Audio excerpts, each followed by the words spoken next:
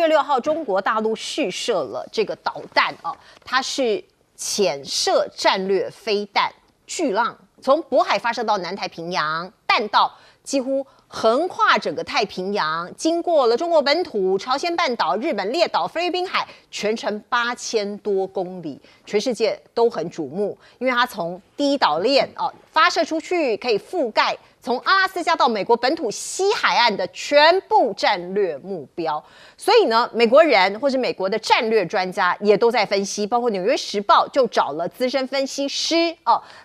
来谈来研究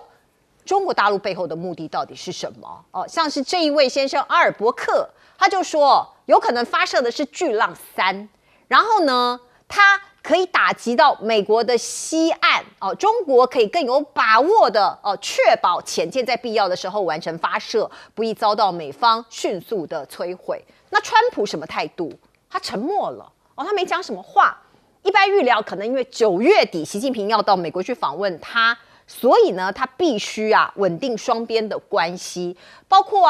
在美国境内也有很多学者说，哎呀，中国威胁论中国很可怕会把这个美国如何如何。可是川普缓颊了，他说，所谓中国问题专家张家敦主张的中国的威胁让全世界塌下来，他认为是危言耸听。那当然很多人都说，因为川普他的利益为主，所以在9月底之前，他对习近平、他对中国大陆都是非常非常善意的。可是这个美国不怕，或是美国不说话，周边的国家包括日本、包括菲律宾很害怕我们看到中国大陆试射巨浪之后，没有多久中俄举行海上联合军演，中国派出来的是驱逐舰鞍山舰。俄罗斯呢是用航空母舰航母杀手航母杀手瓦良格号列阵在黄海这个地方。那我们看到呢，瓦良格号这个它叫导弹巡洋舰是俄罗斯太平洋舰队的旗舰，有航母杀手之称所以日本当然非常的紧张北京的节奏加快，它各种的战略目的那我们看到这一篇报道。日本要陪跑，他严重关切，主动陪跑，意思就是说他在旁边可能也会派出这个各种的舰队各种的船舰观察，陪着航行。那还有一个国家菲律宾，现在他也非常有危机感，在日本在美国的一个联合阵线上，我们看到这3个国家经常联合军演，所以呢，专家就说这个是来自于日本的情报专家江崎道郎。他就呼吁日本还有盟友防卫思维扩到第2岛链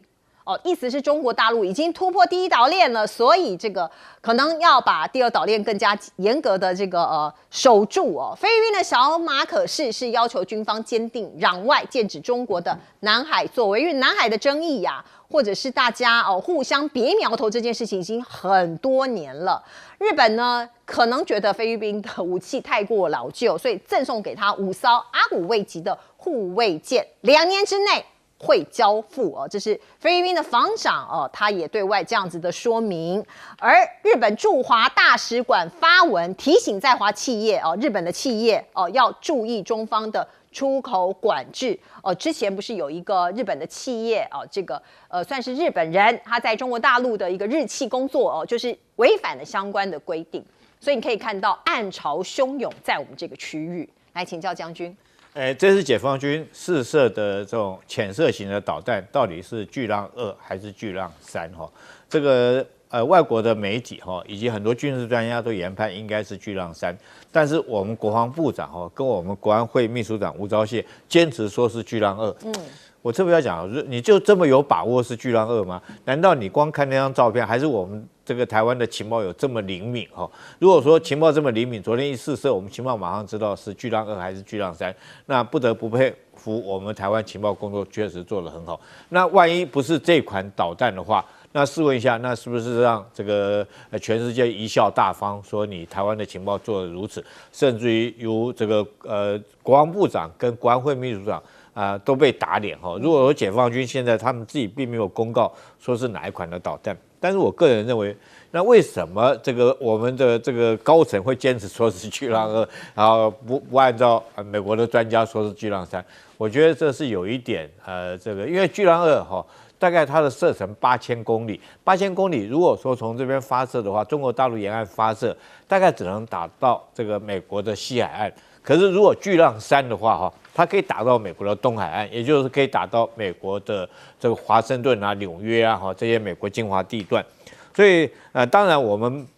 以一个这个国家安全立场来讲的话，当然是要尽量战略上面要藐视敌人，把它看到说你只能打巨浪2，你不能打巨浪3。但是我特别认为说是，如果说解放军他巨浪3他都已经试射过了，他为什么这次要跟你试射这个短一型的？我觉得就他来讲，他如果说是要威慑美国来讲的话，一定打出他最先进的导弹，让你美国感受到这个威力跟压力这是第一个。第二个，中俄这次的军演我们很明显看出来，这个现在我倒关心的倒是他们这个联合舰队会开到什么地方去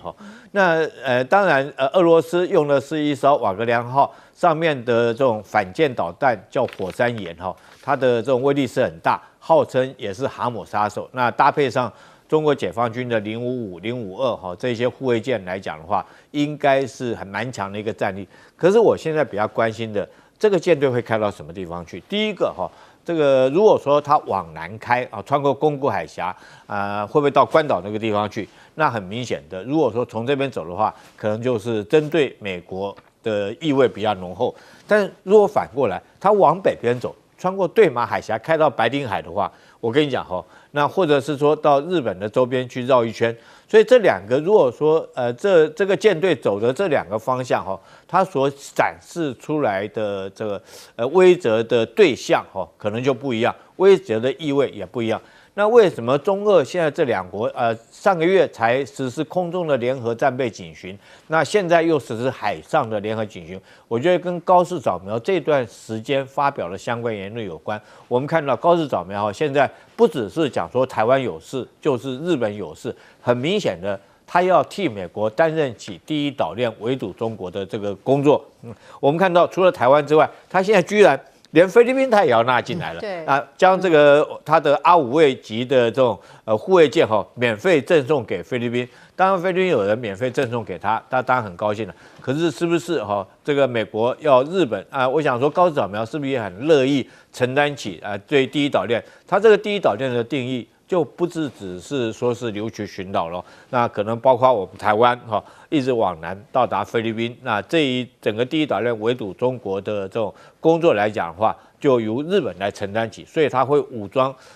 菲律宾这个。那对于台湾来讲，由于基于中国的这种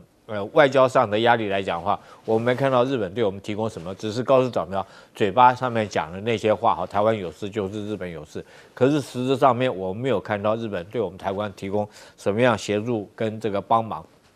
因此中国大陆从这段时间我们看到这个除了跟俄罗斯实施联合空中战备警巡，这次又联合实施海上的这种巡航之外，那这2天听说大陆来讲，总共有100多艘的舰艇正在整个第一岛链周边地区，从这个东海、台海一直到南海。当然，我们有一种比较阿 Q 的解释说，他在避台风，但我不认为他在避台风了。然后，如果说避台风，干嘛要这个像炸弹开花一样，穿过日本的从北边来讲横当水道宫古水道、对马海峡，从这个地方都分别的穿越过去？我觉得很明显的，中日两国在第一岛链这边。中国的海军一定要突穿第一岛链，那日本想要将中国围堵在第一岛链，我觉得这个东西这个日本来讲的话，你要考虑到你国土纵深有限，那你是不是有这个能力？我觉得真的是这个有一点自不量力。是，来，平哥。其实我觉得我们的国防部这个吴钊燮跟顾立雄两个都很妙，一口咬定就是人家射的是巨浪2，对，他说根据他的射高跟他射程来判断，因为巨浪2一般认为说他在射程8000公里，所以他射了7000多，他会想说这应该是巨浪2，你射250，所以第一个美国一年要试射2次到6次，洲际弹道导弹，因为他要试验他的武器装备是不是太老旧了，是不是还符合现在的性能。那第二个呢，美国试射的义勇兵3型，它的实际射程没有人知道，就是它最大射程，但是一般推估是在13000到14000公里以上。那你知道美国每次都射多远？他每次都射到大概马绍尔群岛那边，大概6、7千公里而已。那所以呢，你认为美国试射的是哪一个导弹？所以不，谁告诉你他试射一定就是射到最大射程的？我真的觉得我们有的时候阿 Q 到让人家很想笑，就是这些人到底是怎么了？那反过来说，假设我们情报真的是正确的，我们就是全世界都搞错了，我们确实掌握他射的就是巨浪2，对，那你又把它讲出来，其实很危险。这样子我们部件在敌方的这些情报单位可能就会被破获，会曝光。对啊，你忘了当年李登辉害死过什么人？对，哑巴蛋。是啊，所以这怎么讲都是不对。国际都是讲巨浪3，你就跟着讲巨浪3不就结了吗？对，你为什么要去扯这个东西？这样是代表你比较厉害吗？我真的不太懂。我们这个顾立雄跟吴钊燮这两个250到底在干嘛？然后川普又在刁张家敦，实际上啦。这个可能有人会解读说，川普很讨厌中国威胁论，其实不是，川普单纯是很讨厌张家敦，他已经刁张家敦刁过好几次了，你知道吗？因为张家敦除了中国威胁论之外，他有另外很矛盾的论点，叫中国崩溃论。对他讲好久了，10年以上。他就一直，反正中国对你有很大的威胁，可是中国快崩溃了。对，就一直反复不断这样重来，所以川普他还是听得很烦吧，觉得这个家伙又在胡说八道。所以这倒不是川普真的不认为中国对他产生威胁。实际上，我认为川普是知道中国对他产生威胁的，因为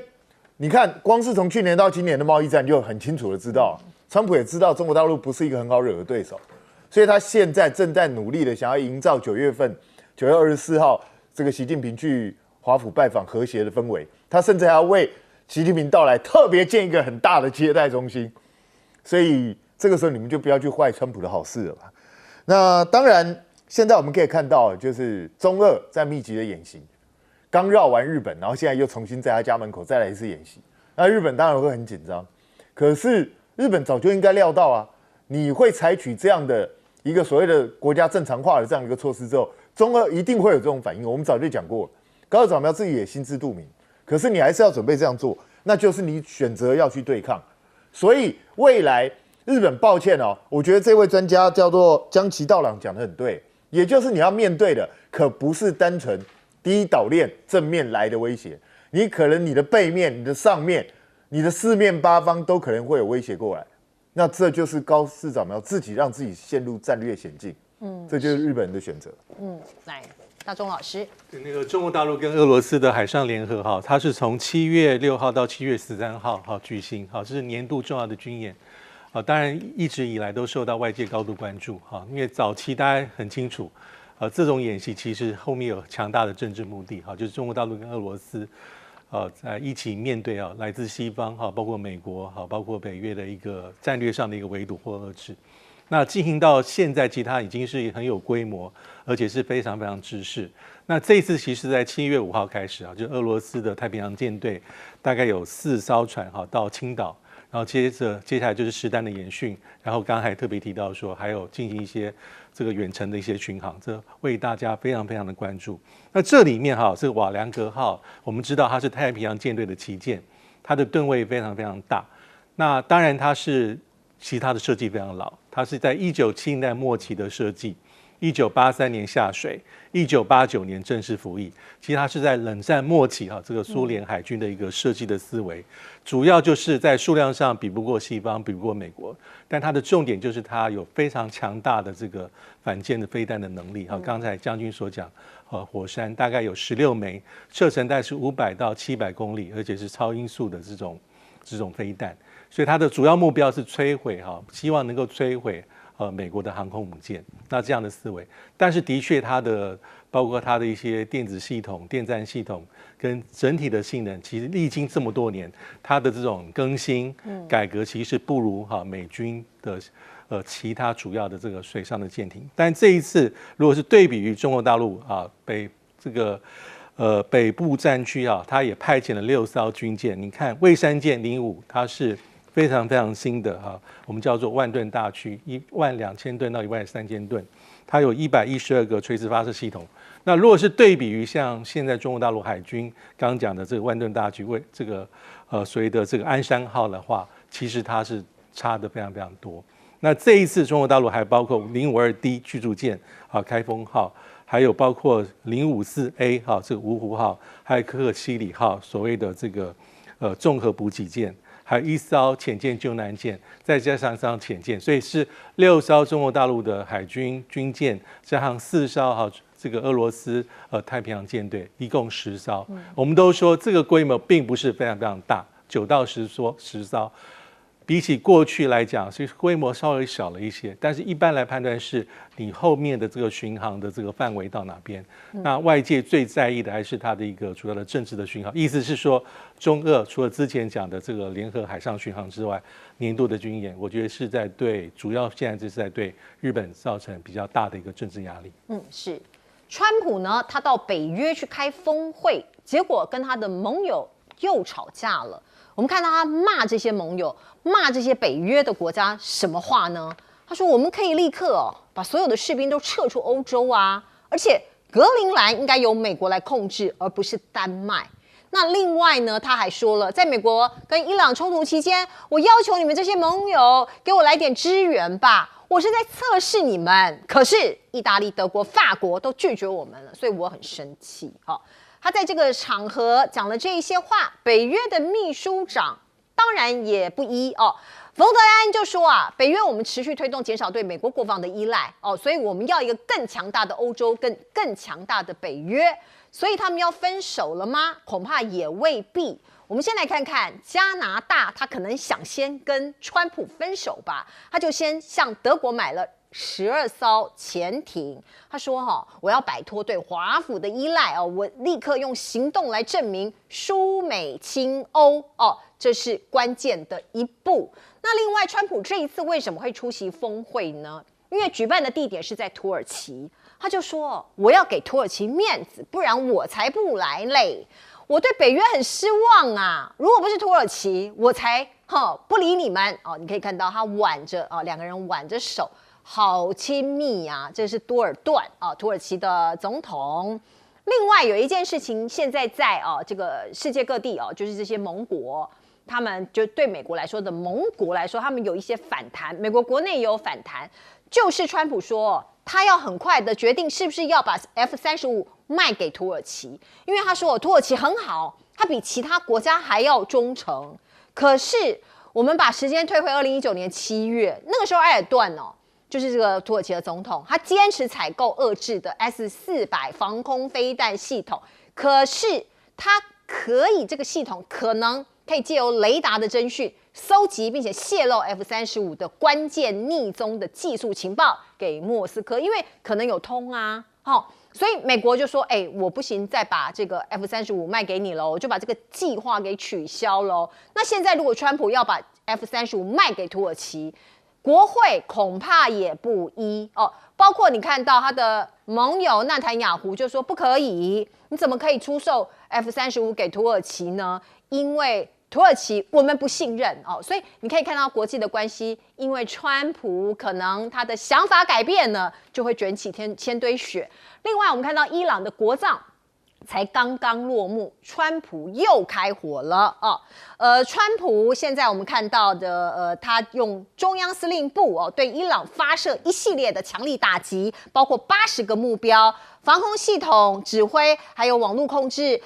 沿岸的雷达站，反舰飞弹能力，海峡内外，讲的是赫姆兹海峡，超过60艘伊斯兰革命卫队的小型船只，所以又狂轰猛炸。那伊朗当然也回击，他说他已经击落了美军 MQ-9 无人机，包括巴林、科威特也响起了空袭警报，所以这个区域看起来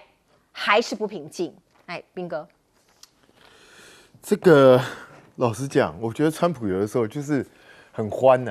就是来来去去，就是一直不断的在这边格陵兰的事情，大家好不容易忘记耶。那你现在跟北约之间关系已经搞得这么僵了，然后你还在搞这个东西。我觉得他就像那个死着吵要糖的那个小孩，那个臭小孩，就是反正你不给我糖，我就一直跟你闹，闹个没完没了。这样闹有什么意义呢？但是北约这些国家也是，就是他们长期依赖美国的依赖习惯，现在突然之间美国开始要挟说要抽腿，他们一个个吓了个半死，也不知道该怎么办。这个冯德莱恩虽然说欧洲比5年前强大，但他自己相信他自己讲的话吗？欧洲真的有比5年前强大吗？光是一个乌克兰已经让欧洲失掉多少血？那欧洲在这5年有真的整军精武，大幅增加他们的军备吗？看起来好像没有啊。那欧洲到底哪里比5年前强大？我实在是看不太出来。看起来他们对美国的依赖还是非常非常重。不然的话，如果你对美国依赖如此减轻的话，那你大可以跟美国说 say no 啊。你说乌克兰的事情我们欧洲人自己搞定，你美国人就回你美洲去吧。北约敢这样讲吗？也不敢嘛。所以川普就是看准了你们北约这些国家的手脚，所以动不动就来要挟你们。现在你看在土耳其就直接洗脸你，他其实是故意做面子给埃尔多安看。他回去到底会不会卖 F-35再说啊？那还要看这个埃尔多安搞不好也要送他一个空军1号之类的，搞不好他才会愿意。但是因为这个 F-35给土耳其其实牵涉到国防机密的问题，因为他现在有苏联的 S-400跟他的雷达在那个地方，所以如果你 F-35土耳其也有，那他很可能就会收集到很多 F-35的数据，俄罗斯就可能从而去破解 F-35的一些特征。对，那这样子对 F-35当然是不利的。所以我觉得，就算川普有心想要卖，也未必能够卖得掉。但是加拿大现在去跟德国买潜舰，这个是破天荒的。加拿大从来没有跟德国买过潜舰，他这次特别决定这样做，表示他真的是要慢慢开始摆脱。以前加拿大买武器不是跟美国买，就是跟英国买，基本上就是这样，因为他大英国协的一份子嘛。那现在看起来，因为英国现在很多东西武器也是在依赖美国，所以他干脆选择德国。那选择德国这个交易到底会不会成呢？因为请注意哦，现在是两国关系不好的时候，会不会过一阵子两国关系回心转意，到最后又改变？这很难讲，不要忘了，又不买了。当初法国本来跟澳洲都谈好了，结果美国就出来蓝湖，结果蓝湖蓝到现在，美国在跟澳洲讲说，我没有新的潜舰可以卖给你，然后就现在看是不是要拿这些役期中的甚至退役的潜舰拿来给澳洲用，所以我觉得美国就是这样很二把，但是他有实力在，你也拿他没办法。那还有纳坦雅胡现在看起来又热了，因为美伊看起来又起冲突了。那这个打打停停打打，你看哦，美国说他一下子攻击了60处以上的这个伊朗的这个目标，那看起来应该造成非常严重的损失啊。那你看伊朗更狠，我回击85处目标，美国现在在中东还有85处目标吗？我都很怀疑。他讲的这些邻国吧？对啊，所以我觉得双方都是看起来好像打得很凶，可是实际上都是雷声大雨点小。我觉得他们主要都还是在摆出一个态势，你攻击我一下，我就碰你一下，就好像小孩子在玩手，你知道，你推我一下，我就回推你一下，我们就互相推。可是真的要打，双方都没在动手。我觉得双方到目前都有点精疲力竭了，他们还是想要谈，只是谈一谈，有时候条件不满意，或者是有一些其他状况发生，大家就开始玩一些小动作。可是到最后还是比较倾向于回归谈判桌。我认为谈判到现在还没有破裂，还会继续再谈。好，我们进一下广告。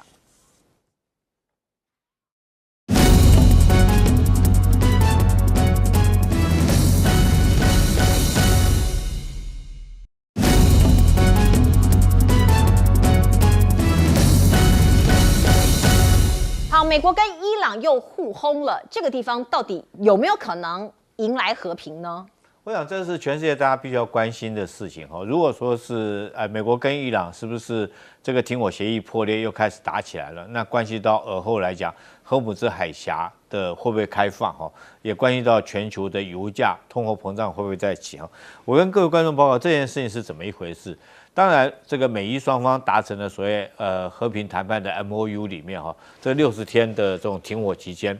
那个时候讲好是说开放荷姆兹海峡哈，双方都讲好。可是双方美国跟伊朗对开放荷姆兹海峡的定义是不一样的。美国认为是全面要开放，所以由国际海事组织规划了通过荷姆兹海峡的2条的水运的路线，一条是靠近北边啊，靠近伊朗，另外一条是靠近南部哈，阿曼靠近这2条水道哈。但是伊朗对于开放荷姆兹海峡，它的定义说你只能走我北边这条航道，这条航道是哪里呢？也就是拉拉克岛。这个在荷姆兹海峡北边有一个拉拉克岛，这个拉拉克岛有多重要？当初我们在这边讨论说，美军会不会发动地面作战去夺取一个这种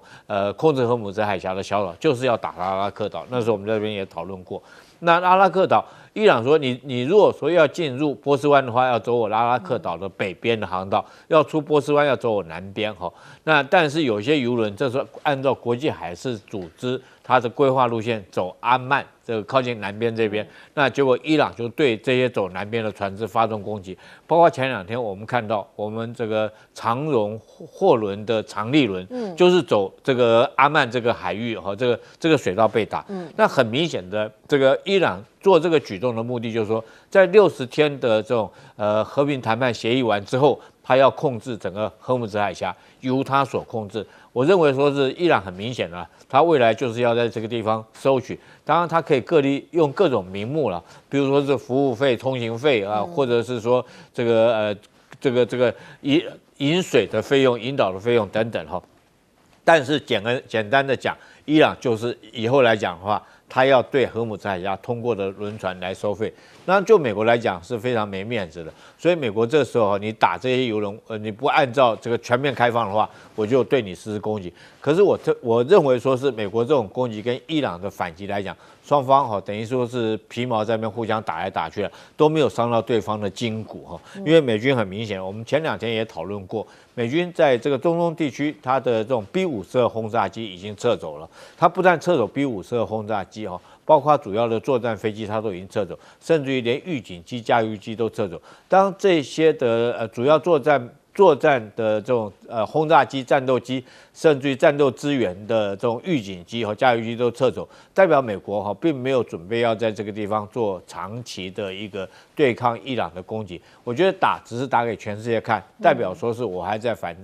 这个对伊朗这个对油轮这个荷姆兹海峡的控制，我还有干预权。但是我个人认为说是后续来讲，川普有没有这个能力我认为他没有这个能力对伊朗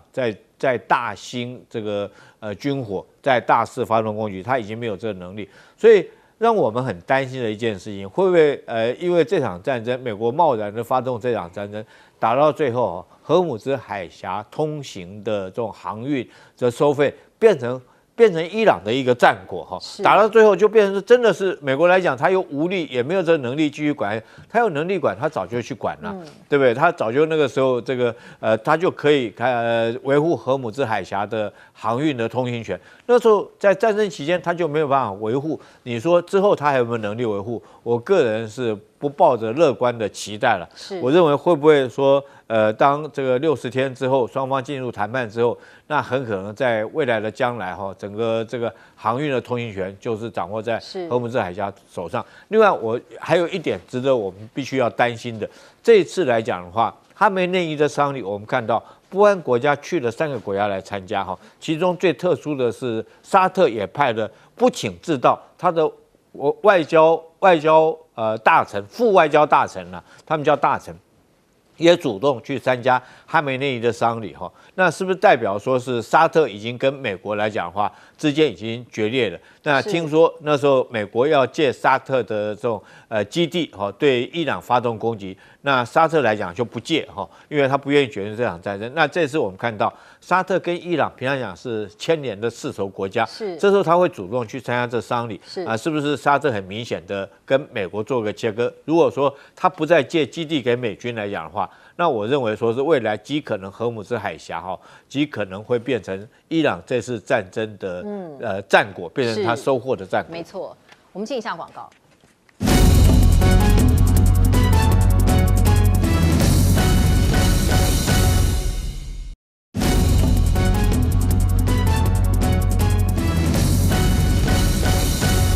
好，川普跟北约真的要分手了吗？对，我觉得川普主要还是一种姿态性的展示，因为他的确对北约很多的不满。这不满带3方面哈，第一个就是长期以来的讲法，就是他嫌北约你的付出不够，哈，总是要搭便车，哈，吃美国豆腐，应该是你自要长大，要这个更多的国防预算去做。那这里面呢，西班牙比较抵死不从，因为即便是去年北约峰会通过国防预算要占 GDP 的5%，但西班牙就拿出它的内政考量很重要，就是抵死不从，所以川普是很生气。第二个是川普在这次这个土耳其峰会里面又特别提到说格陵兰，我们很久没听到川普在提格陵兰，这一点他当然是对丹麦不满意。那最后一点就是，我觉得川普在去北约之前特别提到，他认为这些北约的盟国都不够忠诚。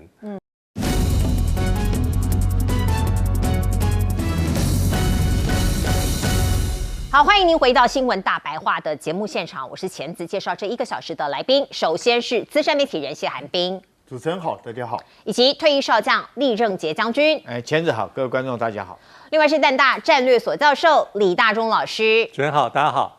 好，我们的赖总统曾经说过，台湾之盾非常重要，一定要把它建立起来。其中这一项是我们中科院的强攻飞弹系统。说是因为经费不足啊，本来没有纳入，现在赖清德下令了哦，他说要把它纳进来。那顾立雄也说好的哦，国防部会把它全力纳入。那这个所谓的强攻飞弹系统是什么呢？大家可以看到这个示意图，飞弹射高达到70公里，可以在中空层拦截中共的弹道飞弹，而且导入 AI 辅助快速决策哦。所以你看到呢，现在在做台湾之盾这件事情，要加紧的，要快一点。为什么？因为我们看到可能对岸的这个当然军力越来越强大了。那我们看到包括神功神鹰操演呐，我们的顾立雄部长还有总统都很关心。那另外呢，除了武力之外我们看到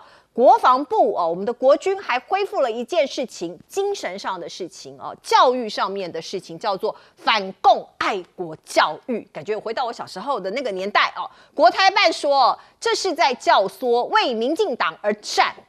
所以到底哪一边讲的比较有道理呢？等一下我们可以请将军来告诉我们。因为过去可能有，可是现在这个某种程度暂停，所以从今年起，国军宣布恢复对3军8校院毕业生的反共爱国教育那另外我们再来看看赖总统都在忙些什么呢？今天其实是昨天7月7号，他接见了对中政策跨国议会联盟的访问团。那这一位是荷兰的众议员那大家就写了一些说了一些话发表了一些声明，就说要把民主的保护伞给撑起来。那前2天我们看到对岸不是试射这个 SLBM 吗？赖总统也特别讲了台美要加强合作，这是在武力的方面。陈冰华对岸国台办的发言人也特别讲，他说你们反应过度他的原话是这样，他说民进党当局过度反应他说民进党对这个反应过度充分暴露出谋独挑衅的色厉内荏。好，那当然中国大陆它的这个武力发展，我们从这一些报道和他们的试射这个飞弹可以略窥1、2。可是对于美国来说，它的智库的掌握力是不是蛮低的呢？这边有一个例子，这个是美国空军大学旗下的中国航空航天研究所，基本上就是一个智库。他有发布一份研究报告，那讲的是说什么？讲说解放军，中共的解放军很落后，在空军的方面。可是呢，这个东西一发布就有很多的大概比较有知识、有程度的人就说：天哪，你们怎么完全没有意识到中国已经发展出一套跟美国截然不同的防空压制体系，还拿中国的电影《空天猎》来作为这个它里面的一些情节来当作事实。所以这个美国在这个方向或者是智库啦，或者是对中国大陆的研究是不是所知甚少，或是有一些很无知的理论呢？这个的确是一个警讯而对岸的福建舰航母舰队西沙海域密集在做操演嘛那你也可以看到它在秀肌肉。所以呢，外媒也说了歼20战机突破500架，到2030年，现在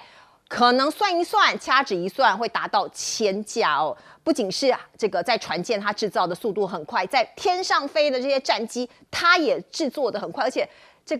个更代哦、更替哦，非常的快速。所以你看到过去有歼20，现在又有歼20A哦。你可以看到这个对比图在这里，它隆起的地方，我们用红圈画的地方，机背明显隆起，座舱罩跟机身连接处哦比较平滑，有助于降低跨音速以及超音速飞行产生的阻力哦。所以呢，它的航电整合能力和持续作战都往上 upgrade 了一个层级。而还有一种卡车叫变形金刚特种卡车，在变出跑道，它很快，1秒钟哦。大家看到这张示意图，它就像是一辆卡车平常。然后呢，它打开的时候，就可以在1秒钟之内立刻哦，很快的变出一条跑道，无人机在上头电弹起飞哦。所以像这些黑科技哦，或者是说这个日新月异的科技，在解放军这里看起来，的确，外界其实除了惊叹之外，其实心里面还是会觉得，是不是要有一些各种的防御？来，请教彬哥。我觉得这个有点令人纳闷哦，就是赖清德提出台湾之盾，结果其中很重要一环就是强攻飞弹，因为它射高到70公里，那它还是中高空的这样的一个范围。那结果国防部在编列的时候，居然没有把它编列进去，请问一下这什么意思？他说预算不够。预算怎么可能会不够？你们1.25兆都敢编了，对不对？你就用力编啊！你编了没过再说嘛。你为什么不编？我觉得很奇怪。那现在赖清德又说一定要把它编进去，所以我现在怀疑，因为中科院之前宣称说我们强攻飞弹是很好的飞弹，是试射成功了。那试射成功，然后你不把它编进去是怎样？丢在那边不管了。所以这个有点操作有点莫名其妙。我们另外还有个瑞渊2号无人机也是一样啊。瑞渊2型无人机啊，你们也是不编啊？你们不是要发展无人机产业吗？那为什么不编？那到底怎么回事？所以你们到底是玩真的玩假的，还是你们根本就只是说一说，看哪一个东西对你们有利，哪一个东西绿油油好赚钱，你们才编，其他就不编了，是这样吗？你们到底有没有心要发展台湾的国防？而且我必须说啊，赖清德提出所谓的台湾之盾，我一直觉得不切实际，为什么？因为美国的金盾现在成功了吗？还没吧？对啊，美国都遭遇到技术上的困难，资金上的困难。如果美国都成功不了，为什么台湾可以成功？我觉得我们的自信心到底在哪里？我们的技术有比美国强吗？我们资金有比美国多吗？所以我觉得你好歹先等美国做的差不多了，你看情况，我们再来仿效或干嘛？你现在就先把头洗下去，还是你是嫌命要花台湾人的钱去帮美国人做实验？哦。有这个可能性哦，我不知道啊，对啊，不然我们为什么要这么急着去做？这个人家都还没证明成功的事情，我们花钱去做这个事情，到底要干什么？我们为什么不先巩固最基本的东西呢？那至于说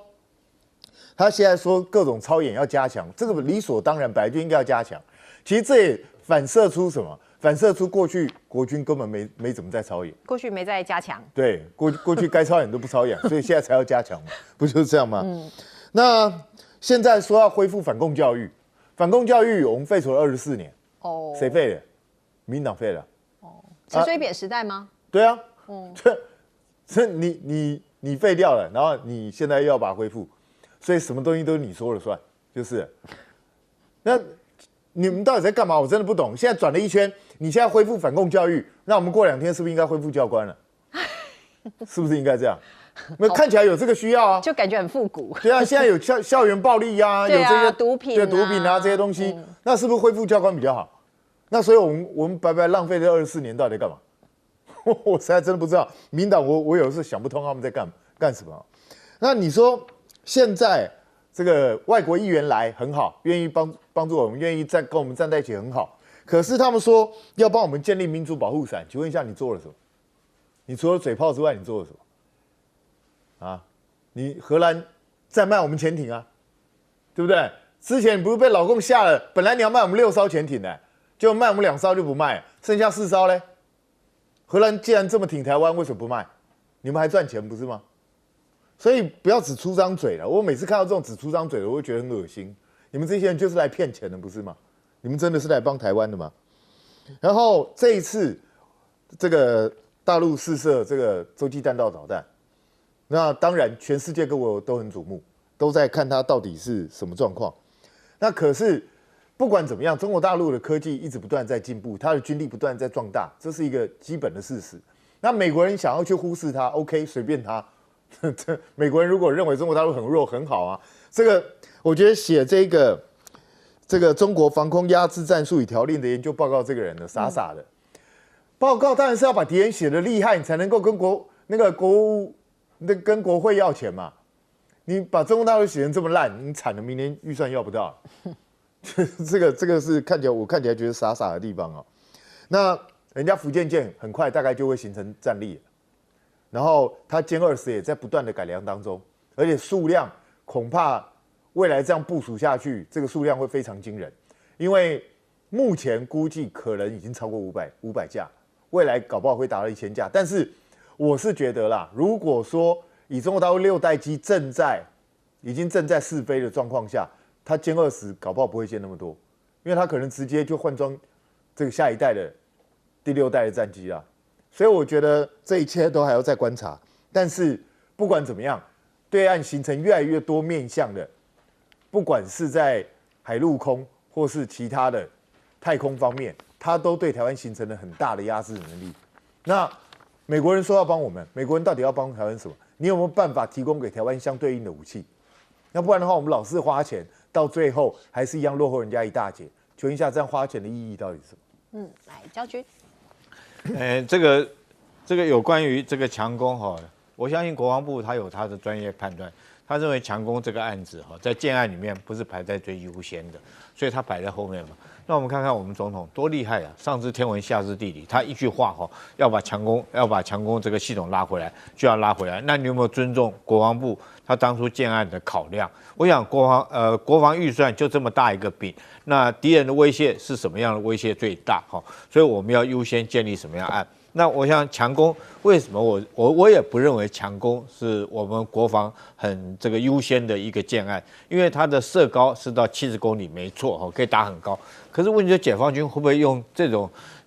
所谓东风17啊、东风26来攻击台湾？不会嘛，这些导弹他说是去打关岛的嘛，那会经过那么高的，我们台湾现在反而需要会打台湾的，很明显的，去年的围台军演，解放已经告诉你了，这个答题的底案都告诉你，他会用的叫做什么？叫做 PHL 那种火箭炮，这个速度快，数量多哈，然后它不需要导航，造价便宜。那是这个去年的年底的那次围台军演，他已经打过一次。我觉得如果说你现在去打到天上70公里，就人家在地底下哈，在接近海面上面，最多大概就10公里射击的话，你花那么多钱去发展这种长攻系统干嘛？我觉得是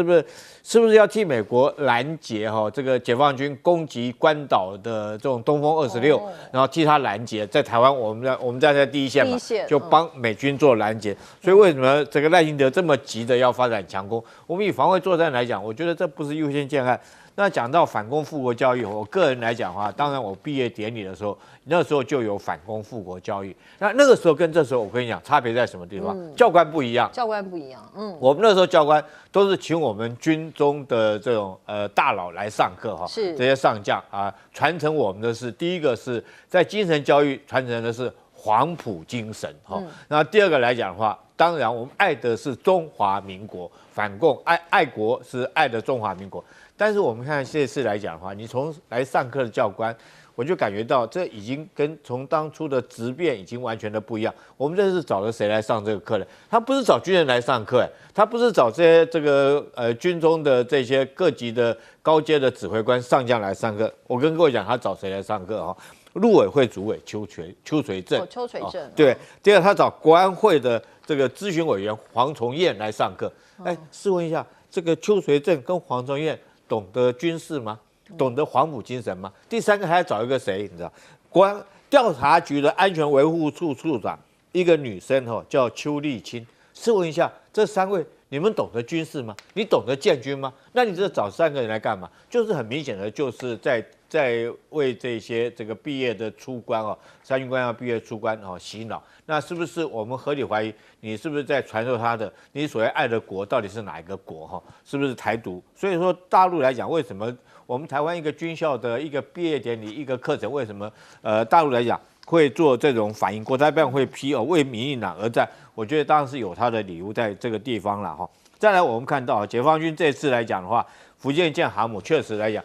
它其实上个月哈，从台湾海峡由北到南穿过以后，然后在这个海南岛整补啊，经过东西沙，现在它正在南沙那边做演练。那演练的是这个全甲板放飞的这种科目哈，包括到歼35、歼15T 这个空警600哈，整个来讲的话，我觉得在这个地方这个实施训练，然后。那当然啦，南海是未来这个地缘战略很重要一块地方。那包括美国，包括菲律宾哈，这样中国大陆来讲的话，居然让福建舰到这边，也代表他捍卫整个南海海权的一个决心。是来大钟老师。对，因为刚才提到这个所谓的歼20哈，的确是大家目前外界高度这个重视的一个解放军空军的一个发展。那我们知道它的这个。它的这个整个生产的背景还是跟1990年代哈，当时的一些重要的一些这种国际的环境或是一些安全的形势，对中国大陆是息息相关的哈。包括说91年的波湾战争哈，90年代末期这个北约啦，就是轰炸到这个南斯拉夫贝尔格勒大使馆，所以中国大陆希望能够发展出一款这种新世代的逆中的所谓的第5代战机，而且它的主要的目的跟功能大概就是制空权，空优能够做长程的这种打击，远程的这种拦截，所以在这样的状况之下，在1990年代末期它开始慢慢的发展，然后经过了一段时间之后终于大概在2017年的这个前后，所谓的正式的这个服役了，正式的成军。那早期它还是有一些它所谓的一些比较弱的地方，主要还是在发动机它还是靠着这个俄罗斯的发动机作为一种过渡时期的一个选项，所以它的推力会比较不足不过经过这么多年来其实我们也知道，那歼20其实它慢慢装配到中国大陆自己国产的这个涡扇式到现在涡扇15推力变得比较强让这个歼20的这个作战半径更大它的这个作战的这个能力也更强。那当然它还是一个属于非常先进的一个中国大陆空军的一个机种，基本上它的这个主要的这个武器装备还是放在所谓的这个内置的这个弹仓里面主要比如包括可以有4枚啦这个霹雳20是作为比较这个远程的这种飞弹，那也有所谓的霹雳10等等等等。那目前来说因为刚才主要是因为国际的智库在判断说2030年大概可以带有1000架，那主要是因为现在就是歼20A 啦主要搭配更好性能更高的这涡扇20。那这样的推断也有道理因为成都的这个飞机这个工业，它大概有4到5个生产线，每一年能够建造大概将近100到120架，所以目前来说大概有400多架所谓的歼20，包括少量的歼20A，的确到2030年有可能这个总数达到所谓的将近1000架的歼20，是中国大陆非常重要的主力机种。是